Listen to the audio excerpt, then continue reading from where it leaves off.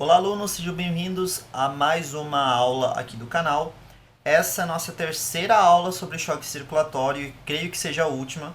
Eu não queria dividir em 4 partes, mas o assunto é bem longo, bem longo.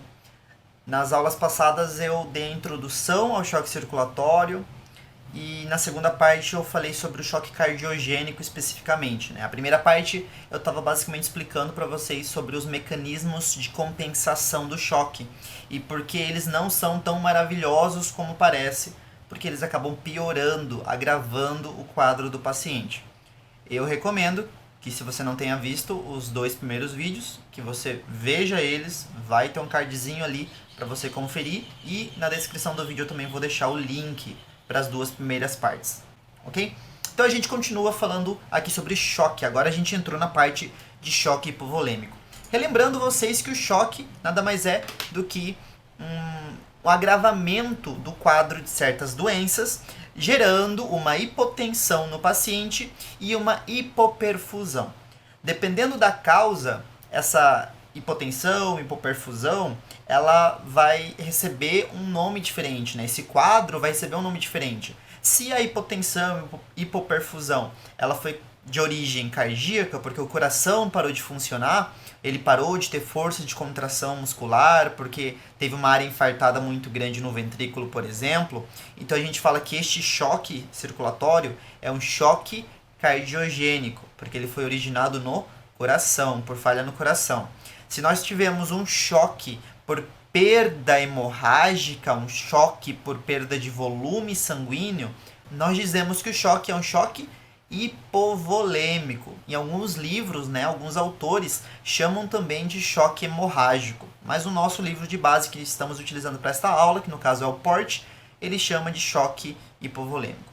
Vamos lá, ó. O choque hipovolêmico se caracteriza por um volume sanguíneo diminuído, que eu acabei de falar, de tal maneira que há um preenchimento inadequado do compartilamento vascular. Então, se a gente tem pouco volume sanguíneo no vaso, o que vai acontecer? A gente já sabe que vai dar uma diminuição da pressão arterial, e eu falo isso tanto aqui para vocês da fórmula da pressão arterial, né? Então, pressão arterial é igual a gasto cardíaco vezes resistência. O que vai acontecer numa perda de volume sanguíneo? O gasto vai diminuir, porque não vai ter muito retorno venoso. Se não tem retorno venoso, não tem gasto cardíaco, porque o coração só pode bombear aquilo que ele recebe. Então a gente vai ter uma diminuição de gasto. E se diminuir gasto cardíaco, diminui pressão arterial. Então por isso que o paciente vai apresentar essa hipotensão. Mas depende da quantidade sanguínea perdida, não é qualquer quantidade sanguínea. A gente vai dar uns valores ali para vocês, que o nosso livro dá, e aí eu quero abrir um parênteses enquanto eu faço isso depois, tá? Para explicar algumas coisinhas, ó. Etiologia, né? Ele se apresenta quando há uma perda aguda, ou seja, rápida, de 15 a 20% do volume sanguíneo circulante. A diminuição ela pode ser consequência, né? Porque a gente está falando de etiologia, de várias causas ali. Pode ser uma perda externa de sangue total, então a perda externa está perdendo sangue do corpo para o exterior, no caso de uma hemorragia. Ou perda apenas de plasma, por exemplo, em queimadura grave. Eu não sei se vocês sabem, mas a pior complicação da queimadura é justamente a desidratação, a hipotensão e um choque. Por que isso acontece? Vocês lembram do caso que teve no Brasil da Boate Kiss? Muitas pessoas faleceram depois do ocorrido por culpa de um choque hipovolêmico, de uma desidratação muito grave. Por que isso acontece? Quando você tem uma queimadura muito intensa, a pele que protege o seu sistema circulatório, evitando evaporação de líquido, ela não existe, porque a gente teve uma queimadura muito extensa no corpo. Porque a nossa pele, vocês têm que lembrar que ela tem uma função de ser impermeável, impedir a passagem de água de dentro do corpo para fora, né? Por isso que a gente não fica evaporando enquanto a gente sai no sol. Se a gente é 60% água, a gente evaporaria no sol. Quem impede isso? A nossa pele. No caso do paciente com queimadura grave, a pele foi perdida em grande extensão do corpo. Isso vai fazer com que a água vá evaporando, a água começa a se soltar dos vasos, indo em direção à superfície do corpo, por isso que o paciente fica com aquela região de queimadura toda molhada, toda úmida, porque ele começa a perder muito líquido, e essa água depois vai evaporar. E isso vai fazer diminuição de volume sanguíneo, né, porque ele está perdendo água, ok? E acaba entrando em um choque.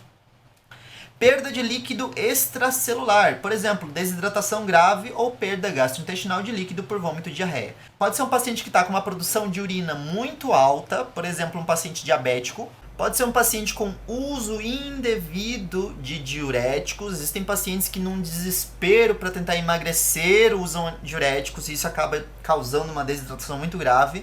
Ou pode ser, como a gente está falando ali, algum tipo de infecção gastrointestinal que gera diarreia e vômitos intensos. E isso faz ele perder líquido. Pode ser por hemorragia interna, né? Ali em cima nós falamos de hemorragia externa, agora estamos falando de uma hemorragia interna. E pode ser síndrome do terceiro espaço também. A síndrome do terceiro espaço, pessoal, acontece quando alguns pacientes eles têm perda de sangue para espaços específicos do próprio corpo. Por exemplo, o paciente começa a ter acúmulo e desvio de sangue de dentro dos vasos para a cavidade abdominal. Não é uma hemorragia, porque ele não está perdendo sangue com hemácia, hemoglobina. Ele está levando plasma, está tendo filtrado, como vocês aprenderam em fisiologia, que é o momento onde o plasma sanguíneo entra no interstício e depois ele deveria voltar novamente, que é um momento de troca de nutrientes. Mas em alguns pacientes isso não acontece por alterações metabólicas que a gente não vai entrar especificamente aqui. E isso acaba fazendo com que o plasma sanguíneo fique preso em certos lugares do corpo. Pode acontecer na cavidade peritoneal, pode acontecer em alguns tecidos profundos, como músculos, por exemplo. Existem síndromes do terceiro espaço que acontecem por acúmulo de líquido nos músculos, em lugares específicos por lesões, por traumas. Então acumula sangue nessa região. Se a gente tiver, por exemplo, um hematoma num lugar muito extenso do corpo, um hematoma profundo, por exemplo, isso vai gerar um acúmulo de sangue fora de um vaso e ele vai ficar ocupando aquele espaço sem ter como sair, até a gente poder fazer a drenagem. Então isso é uma síndrome do terceiro espaço. Por que a gente chama de terceiro espaço? Porque o primeiro espaço onde o sangue do corpo pode ficar, normalmente fisiológico, é dentro dos vasos. O segundo espaço é o interstício. No terceiro espaço, a gente não está apenas deixando o líquido no interstício, a gente está mandando o líquido para cavidades. Então ele está ficando preso em cavidades, como a gente falou ali, entre os músculos, né? O espaço que existe entre os músculos, ele vai acumulando nesse lugar. Okay? Por isso que a gente chama de síndrome do terceiro espaço. E tudo isso vai fazer com que o sangue dentro do vaso diminua, né? Não vai ter sangue suficiente dentro do vaso. Graças aos efeitos de compensação, o choque hipovolêmico não se estabelece facilmente. É como eu falei bem no início, não é qualquer sangramento que vai originar um choque, que o paciente vai começar a entrar em choque já. Não é assim que acontece. A gente vai ter que ter valores específicos. O nosso livro ele cita o que aconteceria, por exemplo, num paciente que está fazendo uma doação de sangue. Ele vai lá doar sangue e está sendo retirado uma quantidade importante de sangue dele. Mas ele não vai entrar em choque, não existe essa probabilidade. Primeiro, porque não é um sangramento intenso, agudo que está acontecendo. Ele não está perdendo sangue de forma aguda, ele está perdendo sangue de forma um pouco mais lenta e a quantidade também não é tão grande. A gente pode retirar cerca de 10% do volume total de sangue, se a pessoa tem entre 4,5 litros a 5 litros, então de 450 a 500 ml de sangue nós podemos retirar, sem mudar o gasto cardíaco, ou o débito cardíaco, que é a mesma coisa, e a pressão arterial. Então a gente consegue tirar esse 10% de volume de sangue, sem alterar gasto, sem alterar a pressão arterial, ou seja, o paciente não vai entrar nesse probleminha que é o choque hipovolêmico. O doador de sangue, promédio, ele perde cerca de 500 ml ou 10% do seu sangue sem apresentar efeitos adversos, sem problema nenhum. Conforme se retiram quantidades crescentes de sangue, de 10% a 25%, o volume latido diminui, porém a pressão arterial se mantém. O volume latido, para quem não lembra, é a quantidade de sangue ejetada pelo coração em cada sístole. Por isso que é volume latido, é um latido e é essa quantidade de sangue ejetada nesse latido. Então a gente não vai alterar a pressão, mas a gente altera o volume latido. Pela lógica, normalmente a gente pensa assim, se diminui o volume latido, que é a quantidade de sangue que sai em cada contração, em cada sístole, o débito, né, o gasto cardíaco, ele deveria diminuir também. Por que não diminui? Porque se ele diminuísse, ia diminuir a pressão arterial. Então por que não diminui a pressão arterial?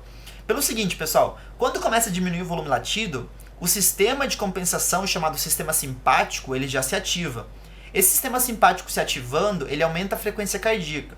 Aumentando a frequência cardíaca, a gente vai fazer com que mais sangue seja bombeado do coração em minuto, ou que se mantenha a mesma quantidade. Apesar de a gente estar ejetando em cada contração menos do que antes, né? Nós não temos mais uma frequência, vamos dizer que no início era 60, né? 60 por minuto. Depois que começou essa perda de sangue, foi para 70, 80, 85. Então a gente aumentou a frequência para poder ejetar sangue mais vezes do que antes. Então a gente ejeta mais vezes, apesar de ser num volume menor. Então a gente vai manter a pressão arterial desse jeito. Fora que a pressão arterial, ela também ajuda a ser mantida, porque a gente está fazendo vasoconstrição periférica, graças ao sistema simpático. E essa vasoconstrição periférica também mantém a pressão arterial. O gasto cardíaco e a pressão arterial se reduzem a zero, isso aqui é um quadro grave, tá? Quando ao redor de 30 a 40% do volume total de sangue se retiram, né? Então o paciente ali, ele teve uma perda de 1,5 litro a 2 litros de sangue, essa pressão e esse gasto vão a zero, porque nem o sistema de compensação mais conseguem dar conta. Então o paciente aqui já está num quadro extremo, num quadro gravíssimo, tá? Ele está ali num quadro extremo, não consegue mais dar conta. Entre 20%, 25%, a gente começa com sintomatologia. Quando você pega alguns artigos científicos para dar uma lida, você encontra alguns artigos dizendo que o paciente ele vai apresentar o choque, né, na casa dos 20 e 25% de perda sanguínea. Antes disso, os mecanismos de compensação conseguem manter o paciente estável sem nenhum tipo de alteração ainda. Depois que os 20% eles são ultrapassados, o que acontece? Apesar da nossa sintomatologia ainda não começar, nós temos um problema muito grave, que é o que a gente falou lá na primeira aula de choque. Todos os mecanismos de compensação ativados, eles acabam aos poucos gerando sintomas no paciente. Porque já que a gente está com pouco volume sanguíneo, o que o mecanismo de compensação tenta fazer? Vamos olhar para essa imagem. Ele tenta fazer o seguinte, ó. Ele tenta ir no coração, aumentando a frequência, que eu acabei de falar que o sistema simpático podia fazer. E se o paciente tem uma frequência aumentada, o que ele vai sentir? Palpitação. Então começa o sintoma de palpitação. E a gente, como médico, examinando o paciente, a gente já encontra a taquicardia, né? Então a gente vai descrever a taquicardia como um sinal e o paciente pode referir para você a palpitação como sintoma.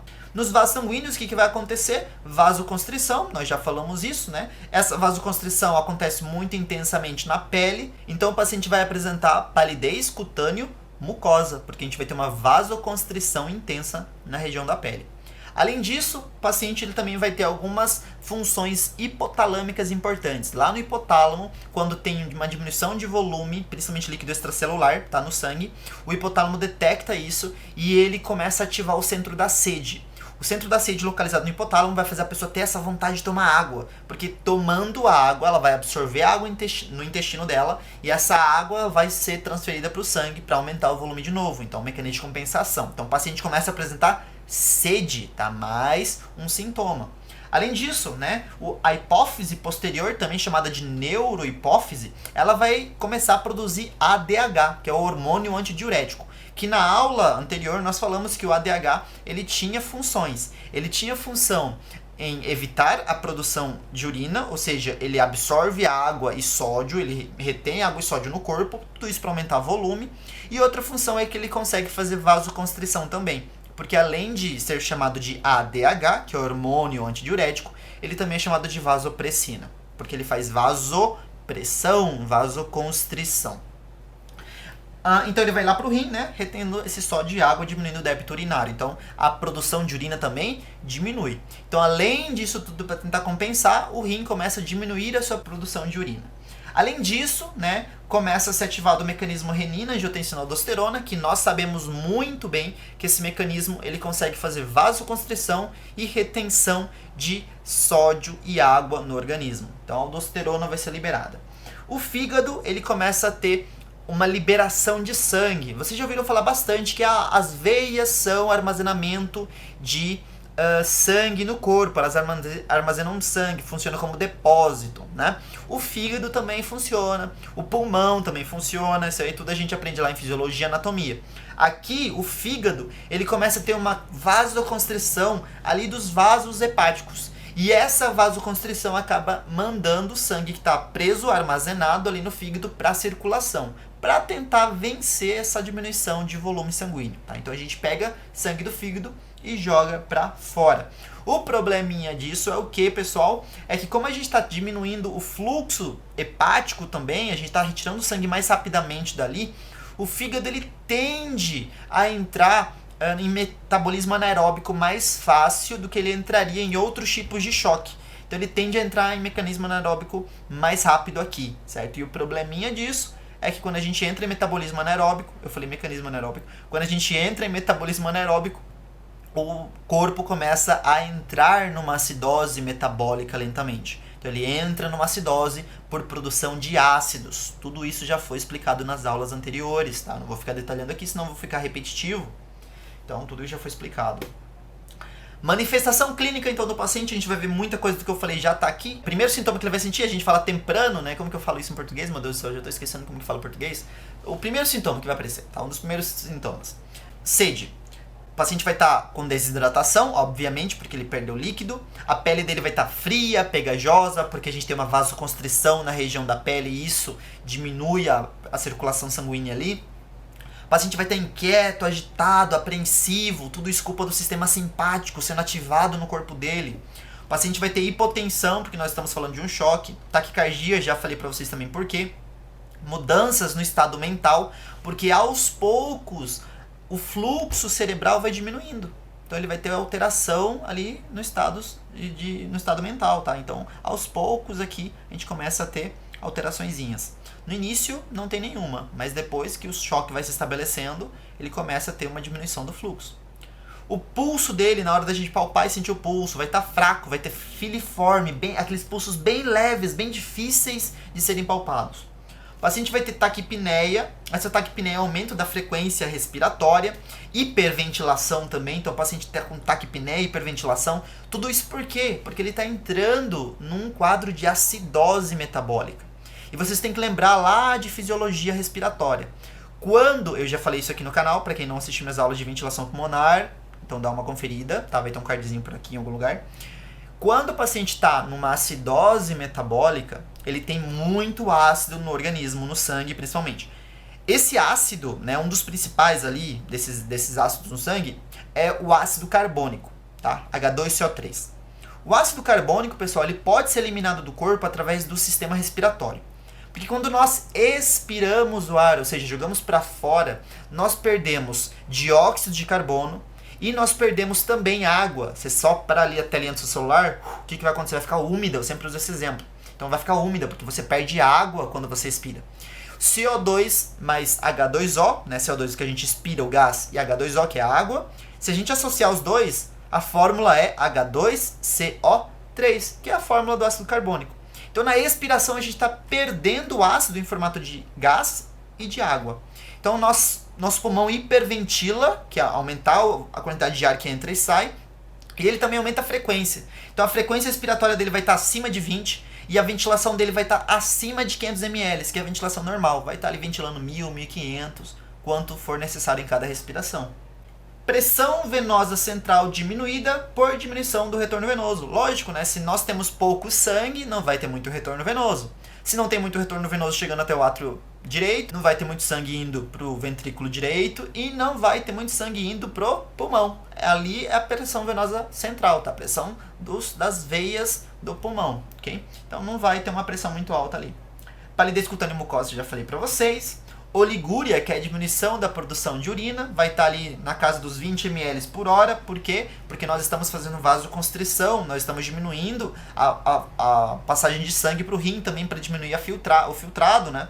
Isso tudo vai diminuir a produção de urina. Se o rim não recebe sangue e se tem o ADH e a aldosterona reabsorvendo sódio, reabsorvendo água, a produção de urina não vai acontecer. Até chegar um momento onde o paciente, né, não tem fluxo muito, né, importante mais na região cerebral, ele vai ter uma perda do estado de alerta, o paciente já começa a entrar num quadro de estupor e ele entra em coma depois disso. E se a gente não reverter o quadro, o que vai acontecer? O paciente chega a óbito. Então lembra que eu falei nas aulas anteriores? Tem que lembrar muito desse quadro de fisiopatologia quando você vai tratar o seu paciente. Nesse quadro aqui é meio óbvio o que a gente precisa fazer. Transfusão ou volume. Então a gente precisa dar volume para esse paciente. Então vamos se preocupar em dar volume. Esse paciente aqui precisa de volume. Você daria volume para o paciente com choque cardiogênico? Você não daria volume, porque a gente falou lá no tratamento de choque cardiogênico que é totalmente diferente. Nós não podemos dar volume lá. Aqui nós damos volume, porque se nós damos volume, vamos alterar já o probleminha do choque. O coração consegue bombear tranquilamente aqui o sangue, o problema é que não está chegando o sangue para ele. Laboratório desse paciente, eu vou pedir ali, posso pedir alguns laboratórios, a gente vai encontrar hemoglobina e hematocrito diminuído, né, no hemograma completo que a gente vai solicitar. Acidose metabólica, ele vai ter essa acidose, né? Quando a gente vai pedir uma gasometria arterial, a gente encontra a acidose metabólica. E ele fala que é o estandarte ouro, né? Pra gente ajudar a ter um auxílio no diagnóstico do choque hipovolêmico. Mas é assim, pessoal, o choque hipovolêmico é muito etiológico, não é difícil de você saber e diagnosticar isso aí. Quando você tem um paciente que chegou por hemorragia externa, que é uma das coisas mais frequentes aqui na nossa região, eu falo de onde eu estou, porque aqui tem acidentes de moto em grande quantidade, todo final de semana tem muitos acidentes. Então a gente vê o paciente com perda sanguínea, a gente percebe que a pele dele está fria, a gente percebe que ele está agitado, a gente percebe que a pressão arterial dele está baixa. O que a gente faz? A gente já começa a administrar volume para ele, se a gente já sabe que ele perdeu muito sangue. Então administrar volume se preocupando já em evitar um choque hipovolêmico que pode aparecer. Ok? Então, lógico, a gente vai pedir esses laboratórios que eu estou falando, nós vamos pedir. A gente vai se preocupar em ver se o paciente está hiperventilando, percebe que ele está respirando super forte. Por que ele vai hiperventilar? Ele está com problema respiratório? Vou fazer um exame físico rapidão ali na urgência do sistema respiratório dele. O murmúrio vesicular está normal, não encontro ruídos agregados no exame físico. Percebo que ele não tem nenhuma probabilidade de, por exemplo, um hemotórax ali, ou seja, um sangramento na região da cavidade pleural. E eu falo o quê? Esse paciente está hiperventilando por algum motivo. Eu não vou ignorar a hiperventilação. Eu tenho que ir para a base fisiológica. Se ele está hiperventilando, provável acidose. Eu vou pedir uma gasometria arterial para esse paciente. Fazendo essa gasometria arterial, eu vou encontrar essa acidose metabólica. Isso só auxilia o meu diagnóstico. Por que está entrando em acidose se esse paciente estava bem antes? Porque ele está em metabolismo anaeróbico. E por que está em metabolismo anaeróbico? Talvez porque os tecidos não estão recebendo sangue. E por que não estão recebendo sangue? Porque ele teve uma hemorragia. Então, tudo isso diz pra gente que ele teve um choque hipovolêmico, certo? Também existe o choque hemorrágico fatal agudo, que é uma complicação aguda do choque hipovolêmico. Olha só, o choque hemorrágico fatal agudo se caracteriza por acidose metabólica, porque o paciente perde muito sangue agudamente, pessoal. Ali ultrapassa os 40% de sangue perdido. Coagulopatia, ele começa a ter ativação plaquetárias. Isso normalmente acontece por uma síndrome de resposta inflamatória sistêmica, que gera uma ativação das plaquetas, tá?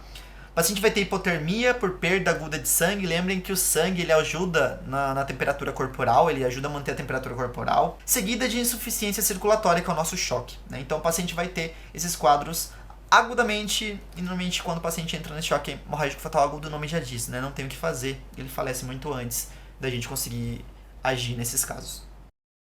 Bom, pessoal, como vocês viram o recadinho que eu deixei em formato de texto no início do vídeo, eu resolvi gravar mais uma parte, né? Separar uma quarta parte do vídeo para falar sobre o choque distributivo e sobre o choque obstrutivo. Então é isso. Confiram o próximo vídeo.